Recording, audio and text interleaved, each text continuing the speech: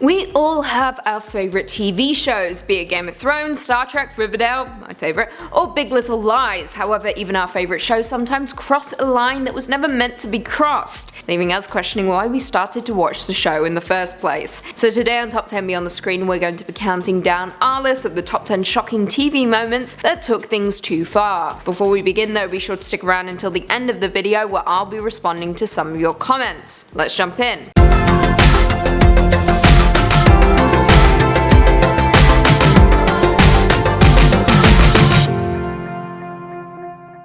Coming in at 10, Riverdale, Betty's sexy strip dance. Oh, Riverdale. The show I love so much, it's dear to my heart, and if you shame it, I will shame you. Anyway, let's proceed. In season 2, episode 8, Betty Cooper, girlfriend of Southside Serpent Jughead Jones, joins the Serpents by stripping off in front of a crowd of bikers and even her own mother.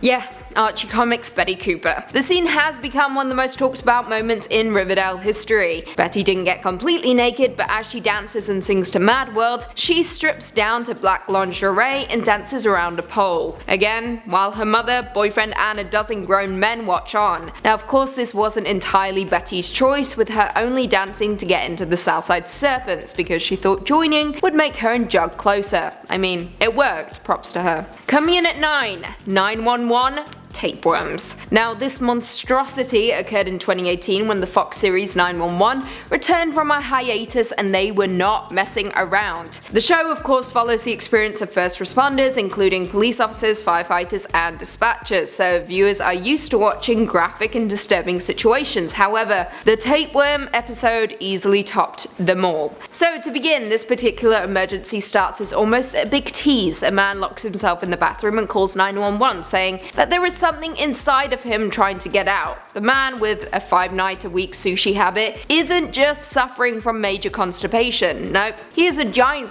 parasite inside of him. So get this, the man is then forced to birth the tapeworm out of his body, which comes graphically squirming out of his ass. Seriously, I wish I was joking. Sleep well tonight, folks. Coming in at 8, Big Bang Theory, Sheldon and Amy dress up as Howard and Bernadette. Now this is a case of a show taking things too far and ultimately falling flat in the process, so less shocking, more ridiculous and underwhelming. In the final season of the original series run of The Big Bang Theory, that makes sense I think, the crew put on their finest costumes and gather at Penny and Leonard's apartment for a Halloween party. Howard dresses up as Sheldon, complete with a neatly combed hair and a Flash short sleeved t-shirt with long sleeved shirt underneath. Of course this upsets Sheldon, with Amy seeking out an apology on his behalf, which doesn't come because, as most will know, Sheldon loves to make fun of people typically, so this is his just dessert. So what happens? Well, Sheldon and Amy re-enter the party in new costumes. They've dressed up as Howard and Bernie. Sheldon's wearing a giant belt buckle, a bowl haircut, and pants so tight he fears he'll get testicular hernia. Amy is showing off a trademark Bernadette dress, cardigan, and headband combo with a high-pitched voice. Now the point to be made here, which fell flat, is that Sheldon regularly insults everything about Howard, but what made this impersonation hurtful was because this isn't the first time Sheldon has been made aware that people find his behaviour annoying. This isn't the first time Bernie's voice and height have been the subject of jokes. Overall, it's essentially a difficult bullying episode to swallow, so don't watch it. Coming in at 7, Pokemon The Legend of Dratini. When you think Pokemon, you typically don't think violence, firearms or gunplay, you know? Well, The Legend of Dratini features an excessive amount of these things, at least by Pokemon standards. Team Rocket gets shot at, and Ash,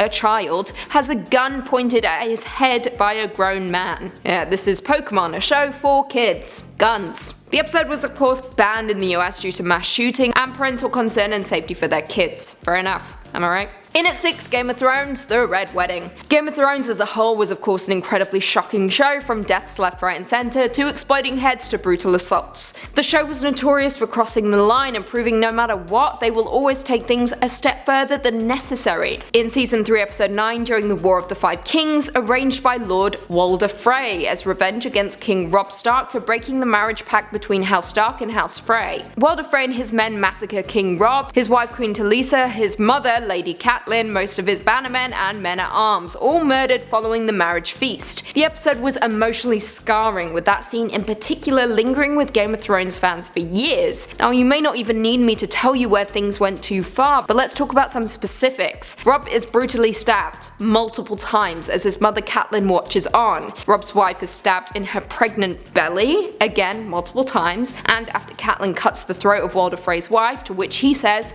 "I'll just get a new one," she herself has her throat slit. The entire sequence happens like that, leaving viewers screaming in terror and crying at the loss of so many beloved characters. Coming in at 5, Shameless, carpet munching is Jesus love. In this episode of Showtime Shameless, they kick things off by bashing Christians. Yeah, that's never a good thing. The episode featured an angry mob protesting a priest for trying to pray over a gay man, with some of the show's dialogue truly summing up why the show was called Shameless. For example, "Woman, carpet munching is Jesus love. Carpet munching is Jesus love. Carpet munching is Jesus love. Ian, we have the right to demonstrate. You are blaspheming the Lord. Priest, I will not allow you to drag down the good morals of this church. Ian, carpet munching is Jesus love." Yeah, need I say more? Coming in at 4, Family Guy, Trump sexually assaults Meg. Family Guy is a hilarious show, always willing to cross the line and provoke viewers. It's what makes the show so damn good. However, the show took things a little too far in its episode titled Trump Guy, with the episode dragging Trump, Ivanka, Jared Kushner, and even Mitch McDonnell. In one particular scene in the episode, while in the Oval Office, Trump gropes Meg Griffin after she bumped into Ivanka at the White House dinner. And when Meg confides in her mother about what happened, she responds with, I quote, "Meg, you expect us to believe that the President of the United States would grab a woman by her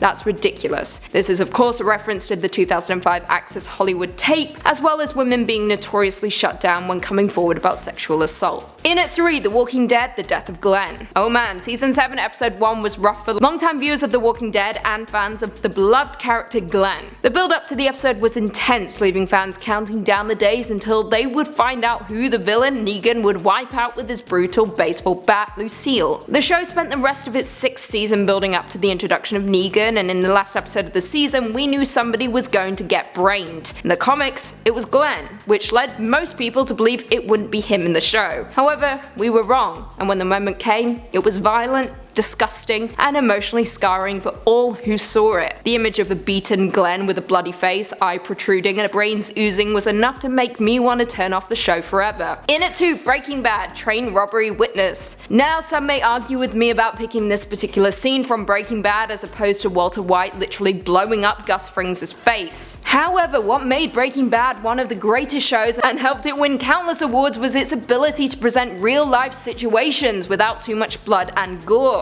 In this particular moment, after successfully robbing a train, Jesse, Walt, and Todd celebrate. However, they have just been spotted by a young boy no older than 15 on a dirt bike standing and just watching them. The kid waves, Todd waves, and then he pulls a gun and shoots the boy. Jesse screams, and then the scene abruptly ends. The suddenness of the scene and the death of not just an innocent but a child is something viewers didn't want to see and certainly will never forget. And finally, coming in at number 1, Castle Rock, Puppy Crushed. In season 1 episode 7 of Castle Rock, titled The Queen, we see things through the fractured perspective of Sissy Spacek's Ruth Diva, a woman struggling with dementia. The episode appears almost as a shattered puzzle piece, with Ruth trying to piece all of her thoughts and memories together. For one, in an early episode, Henry finds Alan Pangborn in the woods digging up a suitcase used as a makeshift coffin for a stray dog who had been killed by a truck several weeks prior. However, Ruth keeps thinking the dog is back and she wants evidence that is truly dead. So Alan excavates it, opens it up, snaps a picture, and that was that. However, it turns out to have more significance than we know. For one, we see the death of the animal happen. The episode then leapfrogs around, showing us flashbacks to Sissy Spacek threatening to leave her husband packing her bags with a gun. However, she doesn't leave, she can't. She unpacks the bags, the clothes, the gun, but where are the bullets? I never unpacked them, she says. The episode then ends with Sissy Spacek on her hands and knees in the backyard digging up a suitcase, finding the bullets exactly where she left them, right next to the dead dog that she suffocated. Well, there we have it. Do you guys agree with our list? Were there any shocking TV show moments that we missed? Leave us all your thoughts and feelings in the comments down below, and perhaps we can do a part 2. Before I go though, I just want to respond to a few comments from one of our last videos. Top 10 It Chapter 3 fan theories that might be true. Alan Harris said, "Come on Lucy, give us a 5-second real smile, then do a Disney list." Wow. You will get neither of those things from me if you demand them. One must simply ask. I'll still say no. You can get a Disney list, I'll just never smile for you. David's World said, "I follow Lucy on Instagram and I've seen a picture of her smiling." So Lucy, you do smile, very bright I might add. I don't know why you're all so obsessed with me smiling. I don't want to smile, and I won't. CandyBear5947 Gaming said, "There can't be a remake of this latest It because It is a remake of a book remake. Stop the madness." Madness. Actually, the original 2-part series is an adaptation of the book and the film's both remakes. You can remake anything if you try hard enough. Johnny B. Good said to get rid of Pennywise once and for all, send down Lucy, give her 1 hour and a few snacks, and that evil clown is no more. This is all accurate information. Well done, Johnny, you're smart. And on that intelligent note, if you haven't already, be sure to give this video a big thumbs up, subscribe, and turn on notifications so you never miss another Beyond the Screen vid. And until next time, see you later.